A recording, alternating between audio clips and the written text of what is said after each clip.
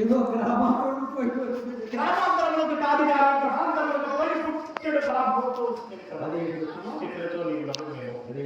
నీ పరాభవం గురించి నేను నవ్వుతున్నా నవ్వలే కాదయ్యా నా పరాభవం నీ పరాభవంగా భావించడం కూడా ఎరుగురు నిస్సందేహంగా చెప్పవద్దా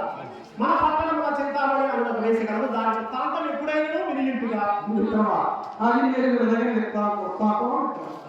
లేదనమాట రూపములకు బ్రహ్మ సంగీత సాహిత్యములకు సరస్వతి కానీ దాని విద్యా గర్వములకు మాత్రం వేరే పెట్టడం చదువు రాని సార్వభౌములను కనిపించడు కంతుడైన కనిపించడు చదువుని అయినట్టు సన్యాసి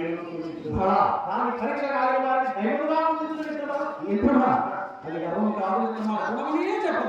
చెప్పవచ్చునా మొదట్లో ఇది వేసిన పాపం విపరీతమైన నేను నమ్మలేదు కానీ నా మిత్రుడు కింద యథార్థం బ్రతికడం చుట్టనే దాన్ని ఇంటికి తీసుకుపోయినా దాని వేళ దాని భోగము దాని హక్కులు వీటికి ఏమి కానీ ఆ సౌందర్యం చూస్తుంది నా రెండు కన్నులు సాయంగా కాదు ఆలోచించిపోతున్నావు నా కన్ను కూడా ఎలా నీ కన్నులు కాదు కానీ ఆ నిత్యం ఎవరు తీసుకోవడం నాకు ఈ పరాభవం కలుగుతుంది ఏమన్నా నన్ను తీసుకొని పోయిన మిత్రులు పంచకాలను ఉద్దించి ప్రతాపి చేతబట్టే